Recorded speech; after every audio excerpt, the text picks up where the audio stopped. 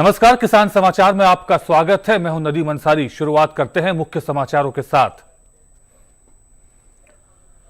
प्रधानमंत्री मुद्रा योजना के जरिए किसान बिना किसी गारंटी के ऋण सुविधा का ले सकते हैं लाभ। लोकसभा में प्रश्नकाल के दौरान प्रधानमंत्री मुद्रा योजना कैसे किसानों के लिए लाभान्वित साबित हो सकती है, इस पर केंद्रीय मंत्री निर्मला सीतारमण ने दिया जवाब।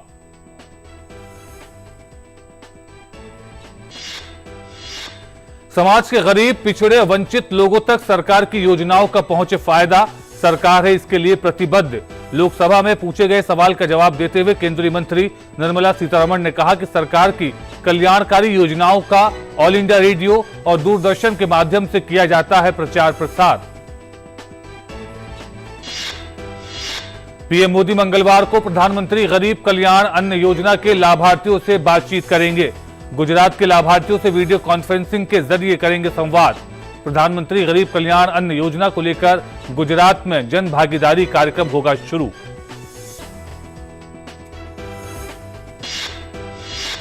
और प्रधानमंत्री गरीब कल्याण अन्न योजना बनी दुनिया की लोक कल्याण से जुड़ी उत्कृष्ट योजना। विश्व खाद्य एवं कृषि संगठन ने सरकार की इस महत्वाकांक्षी योजना की तारीफ की। कहा, दुनिया के लिए प्रेरणादायी है प्रधानमंत्री गरीब कल्याण अन्न योजना।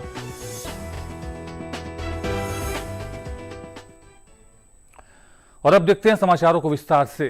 सरकार ने कहा है कि इस वर्ष 31 अक्टूबर की सीमित अवधि के लिए तुअर, उड़द और मूंग दाल को प्रतिबंधित श्रेणी से हटाकर स्वतंत्र श्रेणी में लाने के लिए आयात नीति में परिवर्तन किया गया है।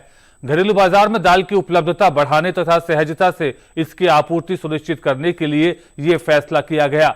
तुअर और उड़द के लिए 6,300 रुपये तथा मूंग के लिए 7,275 रुपये न्यूनतम समर्थन मूल्य प्रति क्विंटल तय किया गया है। पिछले 2 महीनों में चना, तुअर और उड़द की दाल की कीमतों में उतार चढ़ाव देखा गया, लेकिन कुल मिलाकर इस अवधि में कीमतें न्यूनतम समर्थन मूल्य से ऊपर ही रही हैं।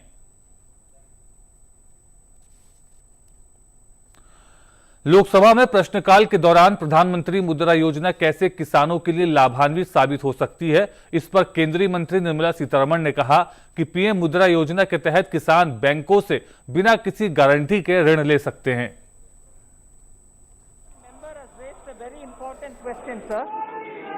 Let me please submit to this August House that Mudra loan is available for manufacturing, trading, services and also for activities allied to agriculture.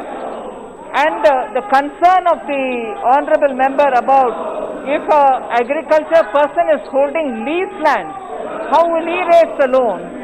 I would like to submit that in the Pradhan Mantri Mudra Yojana, banks have advised the lending institutions to not insist on any security, collateral security.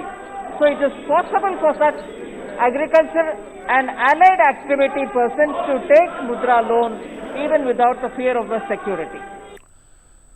और शोर शराबे के बीच ही एक दूसरे सवाल का जवाब देते हुए निर्मला सीतारमण ने कहा कि समाज के गरीब, पिछड़े, वंचित लोगों तक सरकार की योजनाओं का लाभ पहुंचे, इसके लिए सरकार ऑल इंडिया रेडियो और दूरदर्शन के माध्यम से प्रचार प्रसार करती रही है। साथ ही उन्होंने कहा कि ग्रामीण और दूर दराज के इलाकों तक सरकार की योजनाओं का लाभ पहुंचे, इसके लिए सरकार प्रतिबद्ध है। Concern of the Honorable Prime Minister in reaching out financial and credit assistance to the poorest of the poor, even if they are in remotest areas.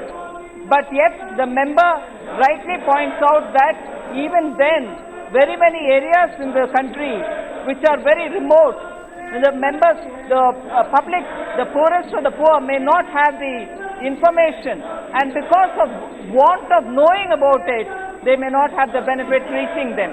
However, I wish to tell the member that through the All India Radio, through Doordarshan and also through various mediums, we are very clearly showing those poor people who have benefited from this program and their experience is voiced, and through that in their respective every state-owned regional languages, information is being broadcasted through All India Radio or Doordarshan, so that even the far-flung areas people will get to know. We will further be doing this so that more people can benefit out of it. अब वो दिन दूर नहीं जब जम्मू कश्मीर में फलों की दुकानों पर विदेशी ड्रैगन फ्रूट स्वदेशी रूप में बिकने लगेगा। थाईलैंड, चीन, अमेरिका, मलेशिया और इंडोनेशिया में पैदा होने वाला प्रोटीन से भरपूर ड्रैगन फ्रूट अब जम्मू कश्मीर में भी तैयार होने लगा है। जम्मू संभाग के कठुआ जिले में ड्रैगन फ्रूट यानी पिताया की खेती का सफल प्रयोग किया गया है। कठुआ जिले के तापमान और भौगोलिक स्थिति ने साफ कर दिया है कि यहां ड्रैगन फ्रूट आसानी से उगाया जा सकता है। इसके साथ साथ ड्रैगन फ्रूट के पौधों के बीच की दूरी में सब्जियां भी उगाई जा सकती हैं। ये किसानों के लिए वर्ष भर आमदनी का स्रोत बन सकता है, क्योंकि ड्रैगन फ्रूट का उत्पादन मई से अक्टूबर माह तक होता है। इसके बाद किसान को सब्जी की खेती के लिए अच्छा समय मिल सकता है।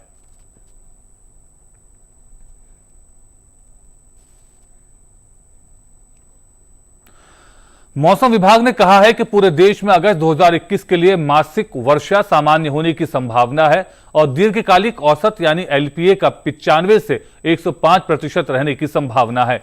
उम्मीद है कि मौसम के सामान्य रहने से इसका किसानों और कृषि पर अनुकूल प्रभाव रहेगा। Most likely to be normal, that is 95 to 105% of the long period average, with a tendency towards positive side of the normal. LPA of rainfall during August-September period over the country is 428.3 mm. Below normal to normal probability is visible over many areas of northwest India, east and northeast India. Normal to above normal rainfall most likely over most parts of peninsular India and adjoining central India. प्रधानमंत्री नरेंद्र मोदी कल गुजरात में video conferencing के माध्यम से प्रधानमंत्री गरीब कल्याण अन्न योजना के लाभार्थियों से बातचीत करेंगे। इस योजना के बारे में जागरूकता लाने के लिए राज्य में जन भागीदारी कार्यक्रम शुरू किया जा रहा है। गुजरात के मुख्यमंत्री और उप मुख्यमंत्री भी इस अवसर पर उपस्थित रहेंगे। प्रधानमंत्री गरीब कल्याण अन्न योजना खाद्य सुरक्षा कार्यक्रम है, जिसे प्रधानमंत्री ने कोविड महामारी का आर्थिक दुष्प्रभाव कम करने के उद्देश्य से शुरू किया था। इस योजना में राष्ट्रीय खाद्य सुरक्षा अधिनियम के तहत आने वाले सभी लाभार्थियों को प्रति व्यक्ति 5 किलोग्राम अतिरिक्त अनाज दिया जाता है। कोरोना काल में देश के गरीब व जरूरतमंद नागरिकों तक पोषण युक्त खाद्यान्न की आपूर्ति सुनिश्चित कर भोजन की व्यवस्था कराने के लिए शुरू की गई प्रधानमंत्री गरीब कल्याण अन्न योजना की संयुक्त राष्ट्र संघ के विश्व खाद्य कार्यक्रम ने तारीफ करते हुए जन कल्याण से जुड़ी दुनिया की बेहतरीन योजनाओं में से एक बताया है। पेश है ओपी यादव की report.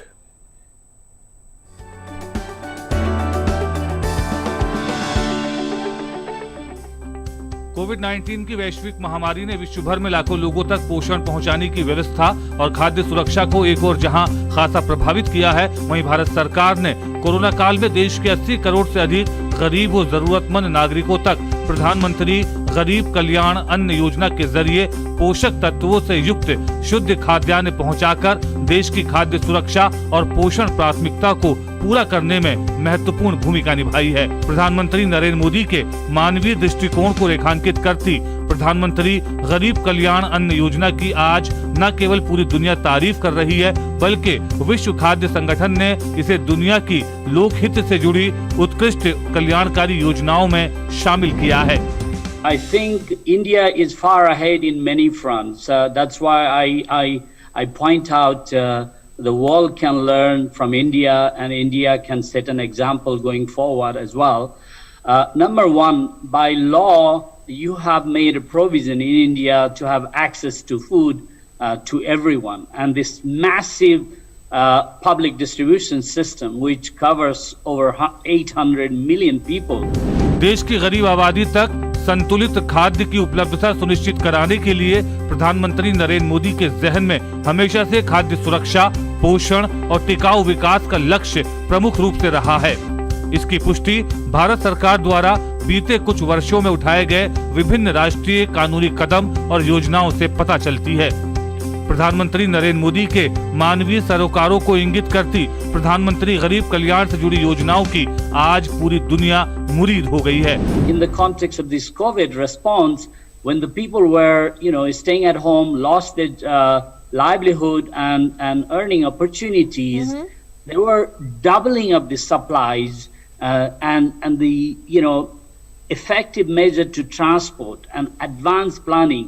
I think these were all excellent examples of effective response from the Government of India of corona की वैश्विक महामारी के दौरान भारत सरकार ने देश के सभी राज्यों तक निर्बाध खाद्यान्न की आपूर्ति सुनिश्चित कराने के लिए सड़क, रेल, जल और हवाई मार्गों के जरिए लगातार काम किया है, जिसकी बदौलत देश का कोई भी नागरिक भूखा नहीं रहा। कोरोना वायरस महामारी को काबू करने के सार्थक प्रयासों के बीच भारत सरकार ने ये सुनिश्चित करने के लिए भी ठोस कदम उठाए हैं कि देश में खाद्य सुरक्षा एवं पोषण सेवा प्रभावित नहीं हो और मजदूर, दिहाड़ी कामगार, महिलाएं, गरीब, वरिष्ठ नागरिक व जरूरतमंदों तक आवश्यक मदद समय रहते पहुंचती रहे। कोरोना काल में एक और जहां दुनिया भर के देशों के सामने गरीब और जरूरतमंद लोगों तक खाद्य और राशन सामग्री पहुंचाना एक चुनौती बना रहा, वहीं दूसरी ओर भारत सरकार ने प्रधानमंत्री गरीब कल्याण अन्न योजना शुरू कर देश के तकरीबन 80 करोड़ से भी अधिक जरूरतमंद लोगों तक खाद्य और राशन सामग्री की डोर स्टेप डिलीवरी करने का महत्वपूर्ण कार्य हुआ। यही वजह है कि वैश्विक जगत ने न केवल प्रधानमंत्री नरेंद्र मोदी के मानवीय सरोकारों से जुड़ी इस महत्वाकांक्षी योजना की खुले मन से तारीफ की, बल्कि विश्व खाद्य संगठन ने भी खुले मन से भारत सरकार के इस नेक कार्य को सराहित किया। मेरे सहयोगी कैमरामैन भीम सिंह के साथ Mopi Yadav, DD news, Delhi.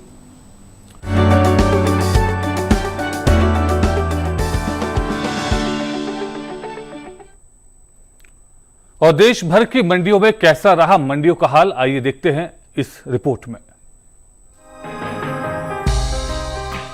Soybean से निकलने वाले सोया तेल के आयात में जून के दौरान भारी गिरावट देखने को मिली है और इसका असर कृषि उपज मंडियों में सोयाबीन के भाव पर दिख सकता है। फिलहाल मंडियों में सोयाबीन का भाव इस तरह से है। एग्मार्क नेट के अनुसार गुरुवार को मध्य प्रदेश की काला पीपल मंडी में भाव 9,450 रुपए रहा, जो बुधवार को 9,200 रुपए था। राजस्थान की कोटा मंडी में गुरुवार को भाव 8,800 रुपए दर्ज किया गया, जो बुधवार को 9,200 रुपए था। और गुजरात की धोराजी मंडी में गुरुवार को भाव 7,755 रुपए रहा, जो बुधवार को 8,280 रुपए था। सोयाबीन तेल के आयात की बात करें तो बीते जून के दौरान आयात में लगभग 38% की कमी आई है।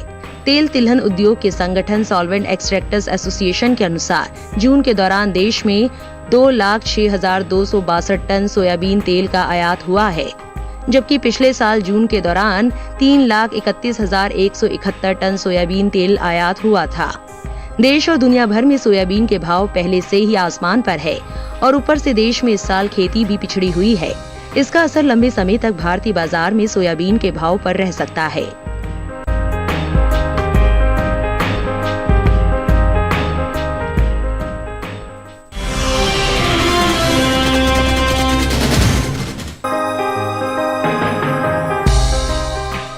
खरीफ सीजन में सबसे ज्यादा पैदा होने वाले दलहन अरहर की खेती में इस साल कुछ बढ़ोतरी देखने को मिल रही है, जिस वजह से उपज अच्छी होने की संभावना बढ़ गई है और इसका असर अरहर के भाव पर पड़ सकता है। फिलहाल मंडियों में अरहर का भाव इस तरह से है। एग्मार्क नेट के अनुसार गुरुवार को गुजरात की राजकोट मंडी में भाव 5,660 रुपए दर्ज किया गया, जो बुधवार को 6,000 रुपए था। उत्तर प्रदेश की कानपुर मंडी में गुरुवार को भाव 6,500 रुपए रहा, जो बुधवार को 6,600 रुपए था। और गाजियाबाद मंडी में गुरुवार को भाव 6,000 रुपए दर्ज किया गया, जो बुधवार को 5,950 रुपए था। अरहर की खेती की बात करें तो इस साल रकबा पिछले साल के मुकाबले लगभग 2 लाख हेक्टेयर आगे चल रहा है। कृषि मंत्रालय की तरफ से जारी आंकड़ों के अनुसार 23 जुलाई तक देश भर में 38,44,000 हेक्टेयर में अरहर की खेती दर्ज की गई है, जबकि पिछले साल इस दौरान 36,48,000 हेक्टेयर में खेती हो पाई थी। हालांकि अरहर को छोड़ अन्य सभी खरीफ दलहन का रकबा इस साल पिछड़ा हुआ है और कुल खरीफ दलहन की खेती अभी तक पिछले साल से कम है। इसका भी असर अरहर के भाव पर रह सकता है।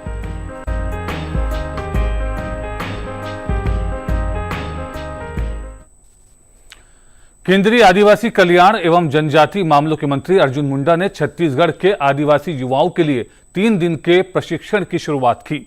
इस प्रशिक्षण के जरिए युवाओं को वनाधिकार कानून के बारे में जानकारी मिलेगी। प्रशिक्षण से जल, जंगल, जमीन पर आश्रित ग्रामीण युवाओं को अधिक से अधिक लाभ मिल सकेंगे। केंद्रीय मंत्री ने वर्चुअल कार्यक्रम के जरिए जोर देकर कहा कि जनजातीय समाज के प्रशिक्षण से ग्राम सभा को भी सशक्त बनाने में कामयाबी मिलेगी। प्रसन्नता है कि मंत्रालय लगातार वनाधिकार कानून के तहत विभिन्न राज्यों को प्रशिक्षण देने का कार्यक्रम प्रारंभ किया है और उड़ीसा के बाद अब छत्तीसगढ़ में हो रहा है। इसके माध्यम से प्रशिक्षक तैयार किए जाएंगे ताकि नीचे स्तर तक ग्राम सभाओं को सशक्त बनाते हुए कैसे वनाधिकार कानून का पूरा लाभ ले सके और जो कम्युनिटी फॉरेस्ट का जो उद्देश्य है कि उनका उस जंगल के साथ जो संबंध है वो बरकरार रहे और उसका उपयोग बेहतर ढंग से कर सके। किसान कैसे करें बेबी कॉर्न की खेती और कैसे बढ़ा सकते हैं अपनी आय, देखते हैं इस रिपोर्ट में।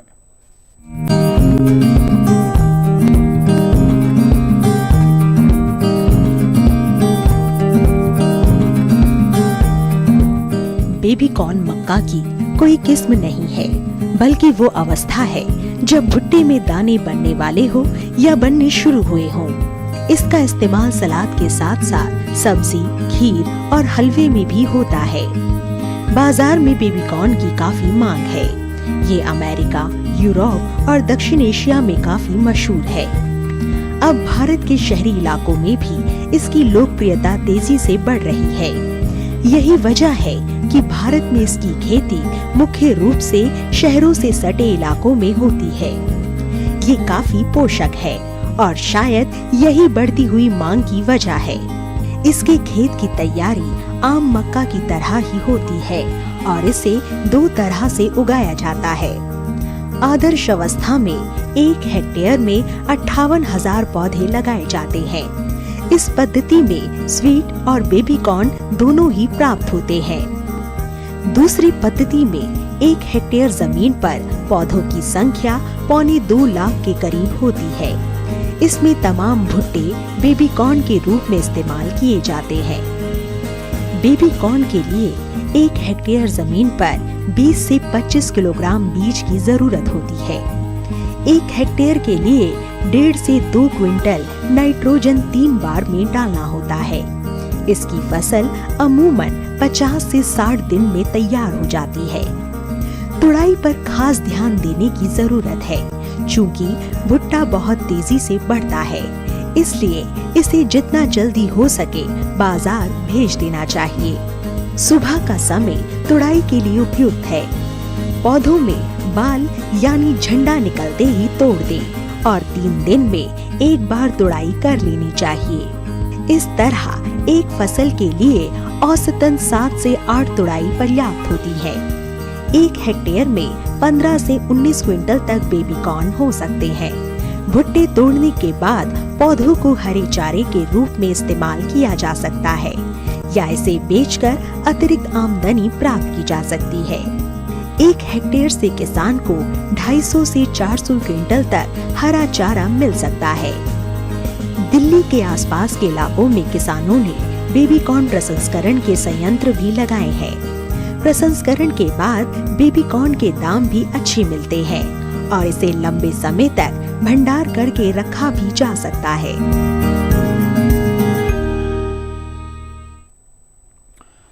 बिहार में नालंदा और गया जिलों में तटबंध में दरार आने से कई नए इलाकों में बाढ़ आ गई है। वहीं सोन नदी में उफान के बाद बाढ़ का पानी रोहतास जिले के निचले इलाकों में भी घुस गया है। अनेक गांव बाढ़ में डूब गए हैं। साथ ही 20 लाख हेक्टेयर से अधिक जमीन पर खड़ी फसलों को नुकसान पहुंचा है।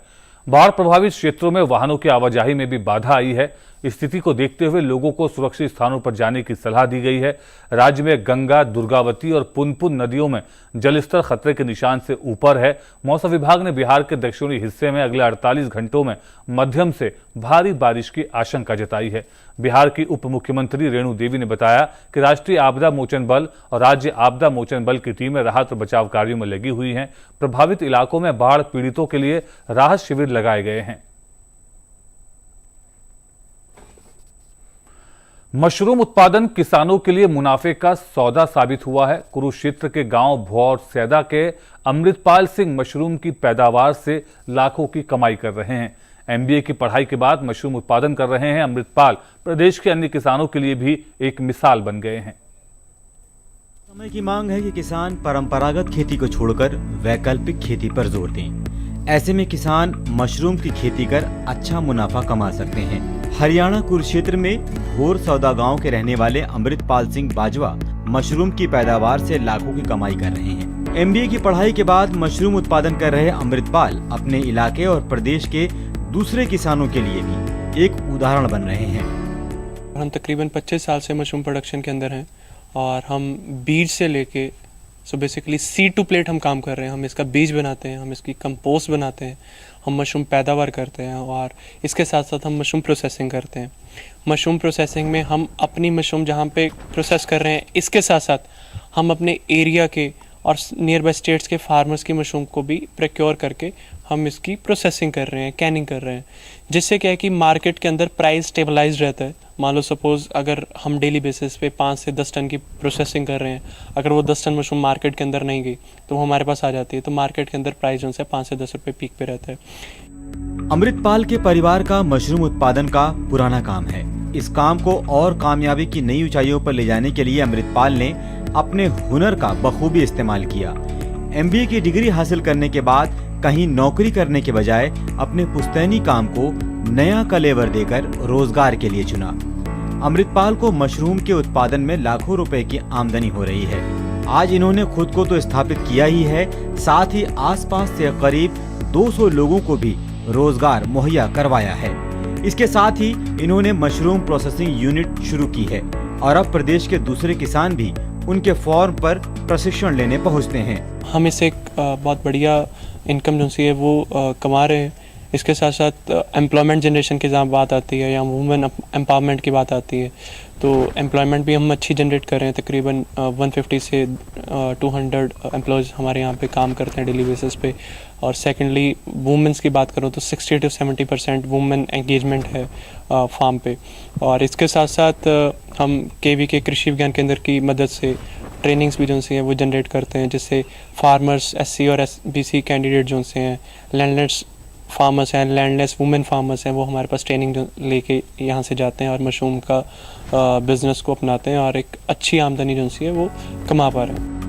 अमृतपाल बड़े पैमाने पर मशरूम उत्पादन के साथ साथ मशरूम स्पान और कंपोस्ट भी तैयार करते हैं। ये पहल खेती किसानी और लघु उद्योग करने वाले युवाओं के लिए एक मिसाल है। किसानों को अपनी आय बढ़ाने के लिए इस तरह की सोच रखने की जरूरत है, जिससे कृषि में किसानों को ज्यादा मुनाफा मिल सके। Bureau report, DD news. और आज सावन महीने का दूसरा सोमवार है। मंदिरों में पूजा के लिए भक्त जुट रहे हैं और आज के दिन व्रत उपवास रख रहे हैं। मध्य प्रदेश के उज्जैन में महाकालेश्वर ज्योतिर्लिंग मंदिर में पुजारियों ने भस्म आरती की और भगवान शिव की पूजा की।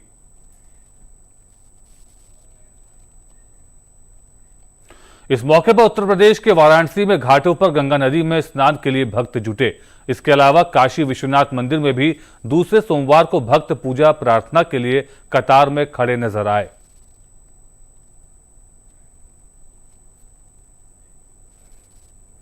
और इसी के साथ इस बुलेटिन में फिलहाल इतना ही। हमारी पूरी टीम को दीजिए अनुमति। नमस्कार।